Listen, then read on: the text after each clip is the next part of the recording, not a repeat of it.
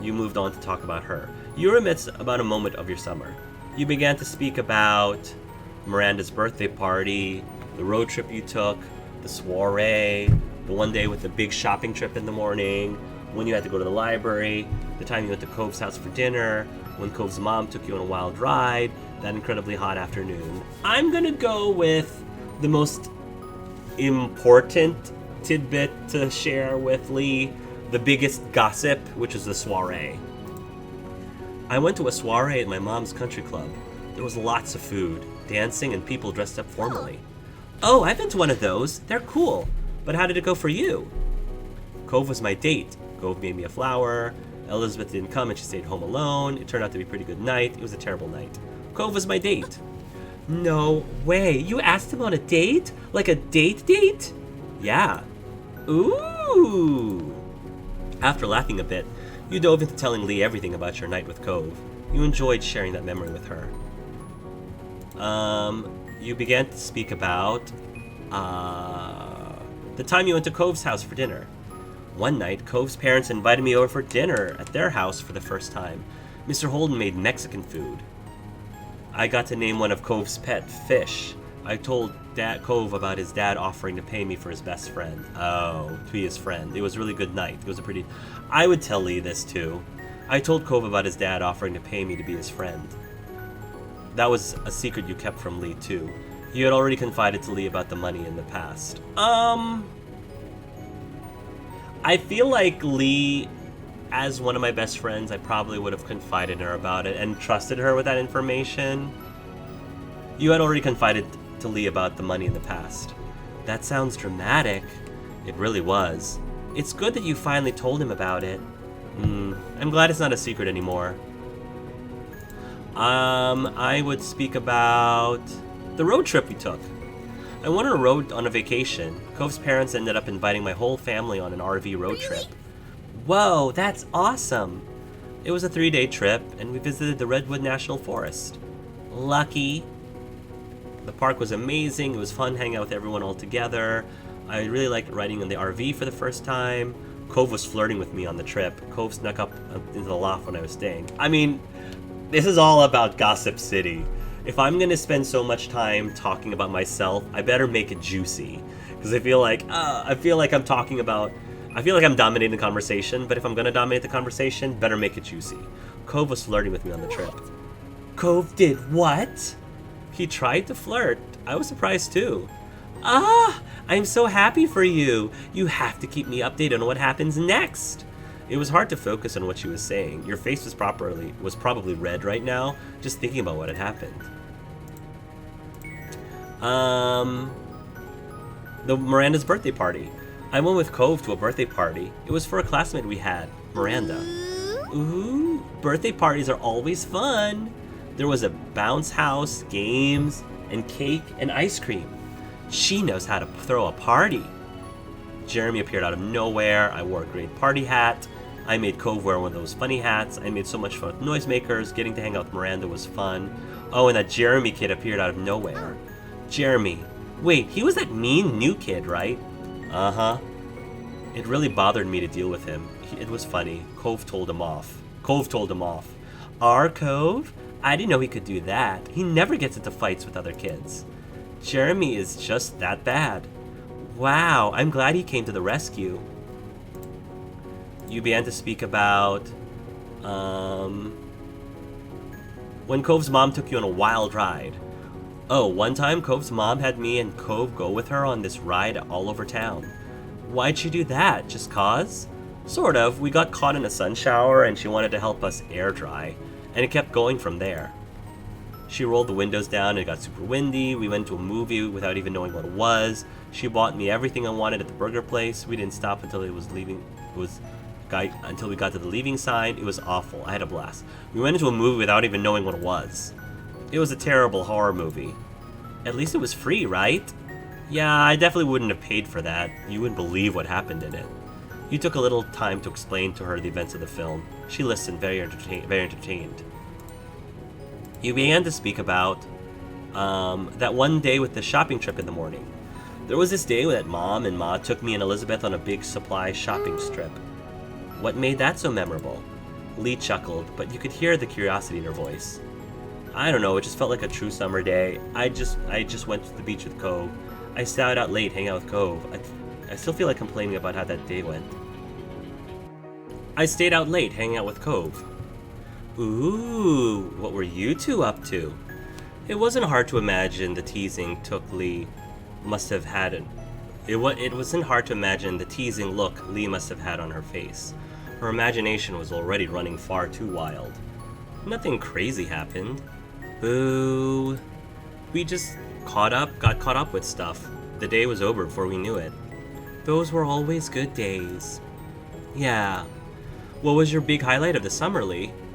Finally, they pretty much forced me to ask Lee what was going on with her. So it isn't just all about us. Talking to you is always the best part of my summer. Even though it was a phone call, you just knew that Lee was winking at you. You laughed, you shook your head. Come on, tell me. Good, I'm glad you picked the right answer. Come on, tell me. What, you don't believe me? Lee. Alright, okay. So a high point for me was when I took that trip with my parents to Europe. That was amazing. I always wanted to actually take a proper trip to Europe. Like, the only time I've ever been to Europe was on a business trip. And it snowed the entire time. I was stuck working, because it was a work trip. I was stuck working in a facility that had no windows, under the ground. It was not, and it was like, not even, it was in the UK, but it wasn't London or anything like that. It was this random place. It wasn't really a Europe trip at all. So I definitely want to take a Europe trip eventually, probably with the kids. You and Lee continued to go over your adventures until you both were yawning to each other over the phone. Before you go, there's one other thing. I told Cove I had a crush on him today. You knew words about what happened would get to Lee, but you didn't want to bring it up now. Nah, I might as well tell her. I've been telling her about everything else. I feel like Lee's the kind of person I would tell everything to. Before you go, there's one more thing. I told Cove I had a crush on him today. There was a pause of silence. I mean, not that it wasn't obvious, considering I asked him on a date. There was a pause of silence, knowing your cousin. You decided to pull your ear away from the phone. As expected, a screech loud enough for you to still make out clearly from a distance crackled through the speaker. When you felt it was safe, you put the phone back against your head. Lee was still gushing to herself, though a little less loudly. Why didn't you say so sooner? He had to have liked you back, right? You two are the most perfect pair ever. Tell me, please. You used the precious little time you had left to try filling her in as best you were capable of in that moment. But soon the approach of curfew became too much for you to ignore, despite how excited the both of you were. At that, you decided it was time to say goodbye for now. You did have school to wake up for in the morning. Bye, Lee. Bye. Night, Fawn. Talk to you later. You left the phone on the side table for now. Looking at the clock on the wall, you saw that there was only about 10 minutes until your moms would be insisting you had to go to bed, so you could be rested enough for school. You stretched your legs out on the couch and sighed in defeat, watching the minute hand change 1 minute closer to bedtime. You rearranged yourself, feeling restless, and looked out the window. Startled initially, you spotted a figure out in the hills. It was Cove. When the surprise faded, you realized it really wasn't that much of a shock at all. It was exactly something Cove would do. You went outside to meet up with him. You ran off to go see him. You left him alone. You smacked the window to get his attention. You opened the window to call out to him. Yeah, I opened the window. Actually, I would have done this. You smacked the window to get his attention. Grinning, you sneakily crept over the window. When you were right in front of the glass, you slapped both of your hands hard against it. Cove's body visibly jumped where he stood, and his head whipped around, trying to find the source of the noise. When he noticed the clattering in the window behind him, a window from your house, he tried to shake his head in disapproval, but even from that distance you knew he was smiling. Amused with your own antics, you waved at Cove. Then you went outside to talk to him. You ran off to go see him. Then you left him alone. Yeah, I would go outside to talk to him. Strolling casually, you went over to the front door. When you arrived, you noticed how many fireflies were out that night. They drifted along lazily, barely minding your presence as you waited through to reach the top of the hill. Cove turned towards you as you approached, and you noticed right away that Cove was still a little sour about the scare. I didn't mean to scare him, I was just trying to get his attention. Hi. You grinned in response to Cove's look, and he shook his head in defeat. Sighing dramatically, he seemed to finally let it go. Hey, what are you doing out here? Nothing. Nothing. Not really. He shrugged, seeming unhappy with his own answer. You stared at him, waiting for him to continue. Well, I guess I was feeling kind of weird about stuff, so I'm getting some fresh air before bed. You really should go to sleep. I know how you feel. I feel good. I hope you feel better. You shrugged back. You nodded. You really should go to sleep. His head tilted just a bit to the side. School is going to be an early wake-up call. At the mention of school, a small noise escaped him. Cove let himself fall back onto his butt and then all the way down, so he was lying on his back. He looked up at the sky. You lay down yourself. You sat in the grass. You stood there. You sat on his chest. I would sit on his chest. He made himself a pretty available seat the way that he was laid out. You plopped yourself square in the middle of his torso. Oof, Vaughn! He jolted him in surprise, though he couldn't get far with you on top of him. He plopped right back into the grass. With a huff, he just gave up on being shocked.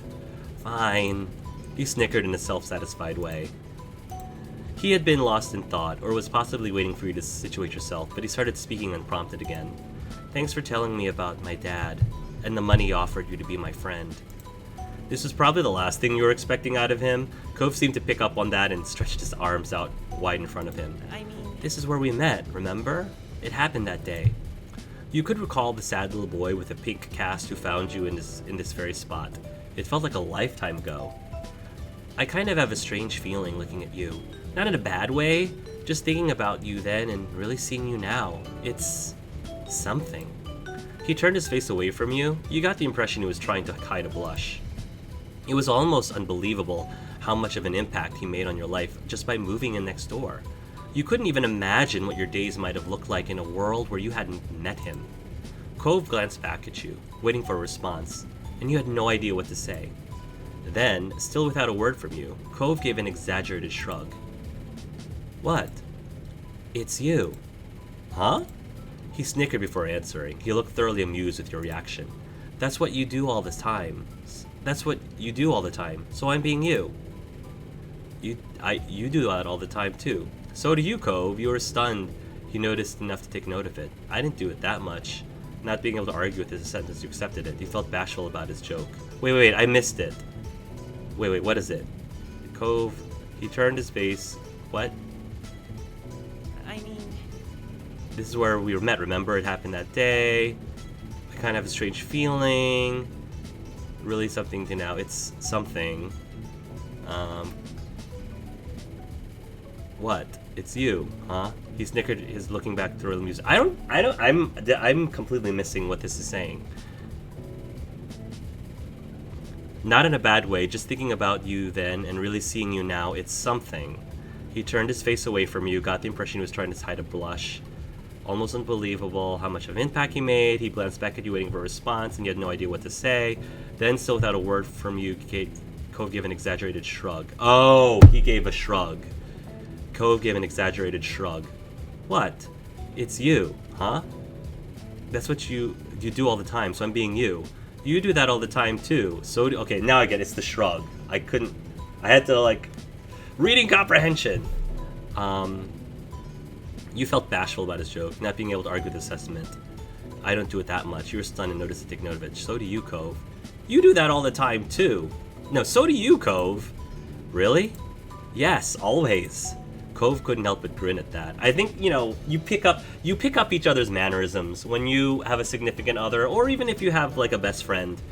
You easily pick up on each other's mannerisms and sayings. Colin and I definitely. Cove couldn't help but grin at that. Honestly, there weren't many people you could think of who could tease you about something like that. Returning a smile, you realized there was no denying that you two have been around each other for a long time. Cove broke the quiet before he could fully settle. See you tomorrow. Hey, I'll see you tomorrow. Yeah, see you then. With a final wave, Cove headed for home, but you stayed there a few minutes longer. Your mind kept going back to his simple statement, see you tomorrow. No matter how much was changing around you, there were some things in your life that always seemed to remain true. The hills felt warm to you that night. Before you knew it, you were getting comfortable under the covers in your room. Your mind couldn't help but still be buzzing with thoughts about the future. It was hard not to think about Cove. There hadn't been enough time to really figure it all out after that happened between you. After what happened between you. You felt excited, nervous, unsure. I'd be excited. There was little doubt in your mind that things were moving forward, and you couldn't wait to find out what changes were waiting for you on the horizon. Slowly, your eyes grew heavy as you drifted off to sleep, your mind spinning with wishful thoughts. No matter what happened next, you could only hope that you would make the most of it. You were ensnared in a dream when a noise from the outside world jostled you. Your eyes snapped open. Noises happened, you just tried to forget it. You stubbornly kept your eyes pressed shut. Your eyes snapped open. The light clatter continued. Now that you were more alert, you could distinguish it as a tapping sound.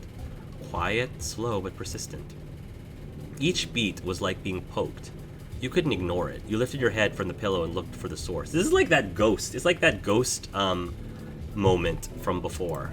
Not much work was needed to puzzle it out. It was from the window. With that, you knew exactly what it was. From the color of the light filtering your room, it was too early for anyone to be awake, including the sun. It had barely hauled itself over in the horizon. But that didn't stop some people, it seemed.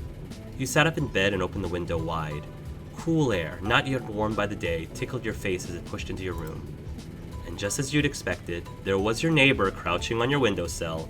He was fully dressed, though not for school. He was wearing a wetsuit and a shy smile. Vaughn. Hi, Vaughn. You stared back, blinking. So technically you won't be back to school for a few more hours? His voice was delicate, yet deliberate, each word a careful explanation. Classes haven't actually started yet, so do you want to hit the beach with me one more time this summer? Always, here we go again. It's way too early, Cove. You're crazy. Cove, you're so cute. You gave a decisive nod. So, this is really sweet, but honestly, as someone like myself who takes school very seriously, and if Cove knows me well enough, he would know that I take school very seriously and that I would really prefer to get a good night's sleep before my first day of school. Like, I get what he's trying to do. I think it's super, like, cute and romantic, but if I was being 100% honest, I would feel very pressured into doing this. Like, I see Cove all the time. I saw him the entire summer. And I get that he's still trying to hang out with me more, but it's like, okay, Cove, can you slow down a little bit? Like, I tried not to go too fast for you by, like, not kissing you. And I'm like, we hung out. We just hung out. We literally just hung out again moments ago, like, before bed with, you know, the fireflies and everything. If he really wanted to do this, I would have much preferred that he did this, like, then. I would have preferred, while we were having, you know, hanging out the night to the fireflies, I would have preferred that he would have suggested that we go and spend some time at the beach then, if anything, and not, like, in the middle of the night when I've already, like, started falling asleep, you know? It's just my REM cycle. Always. Here we go again. It's way too early, Cove. You're crazy. Cove, you're so cute. You gave a decisive nod. It's way too early, Cove. You both knew that you weren't going to go back to sleep after this. Cove chuckled bashfully. The game isn't gonna let me, like, say no. I'm surprised. Most other times, the game lets me say no to these kind of things. They normally let me say, Cove, this is cool, but I need to finish my sleep. It's way too early, you're crazy. Cove, you're so cute, you give a decisive nod. It's way too early, I'm just gonna say that, even though I can't say no, apparently. I'm being handcuffed to this scene. You both knew that you weren't going to go back to sleep after this. I could. I would have been able to go back to sleep. Cove chuckled bashfully. You rushed to get changed onto something suitable while Cove climbed back down to ground level. Alright. For all the choices I was given, I wasn't able to be given a choice of this. Alright. Your limbs, still half asleep, struggled somewhat as you attempted to coordinate them into a swimsuit, but you got there in the end. The last thing I actually would want to do would be go swimming. I would not want to go swimming. Me, who doesn't like going out in the water, this is not what I would be doing before school. But okay, railroad it is. Soon you were tiptoeing out to your front door, clutching a towel. Cove was already there to greet you. Your eyes met. Cove's gaze darted to your destination and back to you. You checked that the door was closed, gave him a thumbs up, and the two of you leapt into action. Wordlessly, you began to run down the familiar path ahead, Cove beside you. The thrill of your illicit outing. Yeah, this is another reason I wouldn't be doing this, because I would not just walk out without my parents' permission. This is so not in character for me. My illicit outing made you want to laugh. Not that you dared. If anyone in your family looked out and saw you, then your summer would be back to being over. One glance at Cove told you that it was exactly the same, holding back snickers for fear of being heard and caught. Yeah, this is really not what I would be doing. The towel streamed out from under your arm like a cape. You were running so fast downhill and simply keeping your balance and not tumbling down was a real threat. It wasn't enough of one to make you slow your pace. For every step you took, the beach was a little closer and the day a little brighter. What lay ahead of you would arrive, and you were happy to meet it. Ooh. In between. Oh, okay, cool. So, yeah, I really enjoyed that summer was over sequence, except the last part. Like, they could have easily have given us the opportunity to tell Cove, to decline Cove and say, no, I'm sorry, I need to finish up my sleep, Cove. And then ended the scene there, and I would not have missed anything major. Like, I would have been a little bit more okay if a major scene happened from actually going to the beach with him, but none of that actually happened. So I'm a little disappointed and upset that they didn't include an option to tell Cove, I'm not going to the beach with you right now. It's the first day of school. Good night, Cove. I'll talk to you at school. You know? So yeah, that was my only, like, major criticism, is they should have given us an option to decline. Because none of that stuff at the end was in character with me at all. Okay. So, I think all of this is still pretty much the same. Yeah, I mean, this is all pretty much the same. I don't think I would change any of this. Birthmark, freckles, acne, hand size medium, half oval, earrings none, lips thin, birthmark, I got no birthmark or scars or freckles, pants and shirts, watches, braces. I did not have braces in high school. That is the one thing I did not have. Cool. Glad I was able to get past the braces stage early. No rings. Headscarf, none. Headscarf? Oh, I see. This is cool.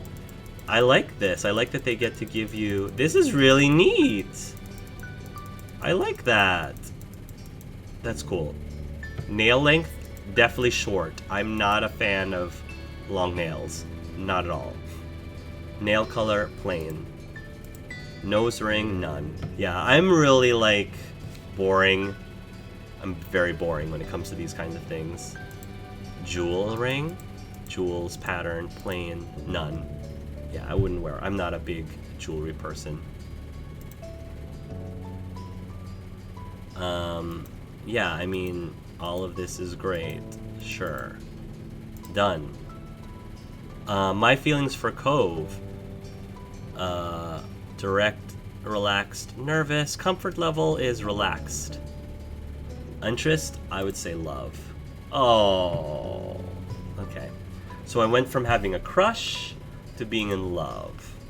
So I would say, yeah, ready. Begin step 3 at relaxed love. Yes. Cove customization. Appearance, personality, or both?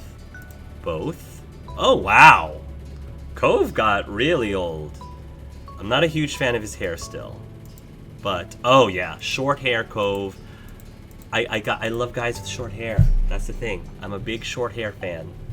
He looks okay in long hair, but short hair, where it's at. Glasses. No glasses. He can have contacts. Yeah. None. Earrings. I'm not really a fan of guys with earrings personally. So, no earrings. Shirt. It's okay. I like that. I like that. Pants. I mean, that goes really well with his outfit. That does too. Oh, I like the blue pants a lot. Oh yeah, I like the blue pants. I like the blue pants a lot. Left wrist. I like the watch.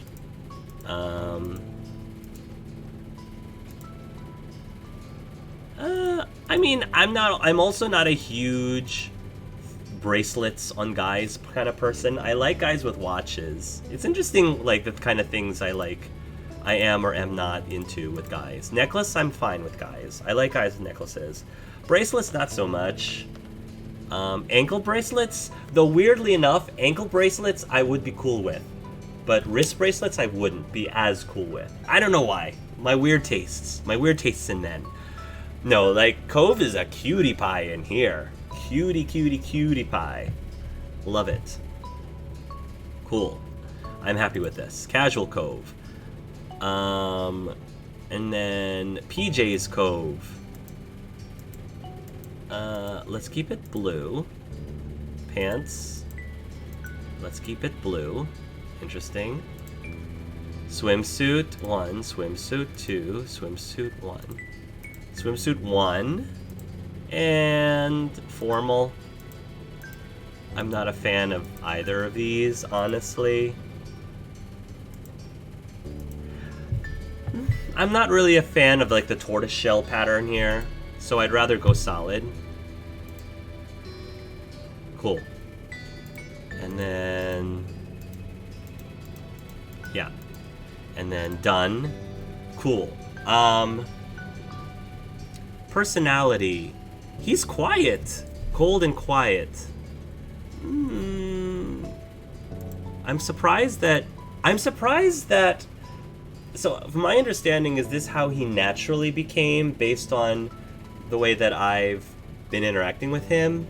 And so I remember that at the first step, he was on the... I believe he was on the more extroverted end of the spectrum. And I didn't think that I, like, behaved any differently with him or inconsistently with him in this step, and yet he ended up in more of the cold and quiet.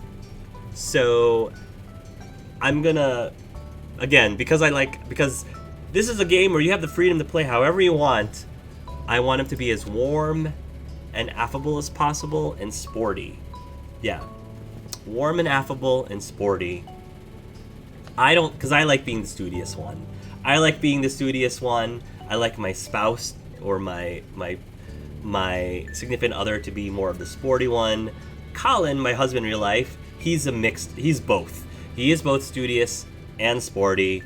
But for Cove, I'd like him to be more sporty and a lot more warm and affable. Not so cold and quiet, but warm and affable and sporty. Okay, cool. I think this is where I want him to be. Cool. Done. Since you're romantically interested in Cove and are old enough to start being physically affectionate more seriously, you can choose what initiative level he has throughout Step 3. Making sure the player experiences what they want is important in our life, but always putting your choice first can potentially make a relationship feel one-sided. So we've added some flexibility in how it works out. Low initiative means that Cove will occasionally ask to touch the MC, and in those situations there will always be an opportunity to say yes or no. For example, he won't simply lean over and kiss the MC as a greeting or in an emotional moment. Every piece of physical interaction will be either initiated or approved by the player before it happens. Middle initiative means there will be those certain times when Cove requests to touch the MC, many chances to initiate affection on your own, and also Cove will pretty regularly give affection automatically. One example would be giving MC a kiss because he's happy or emotional or something else.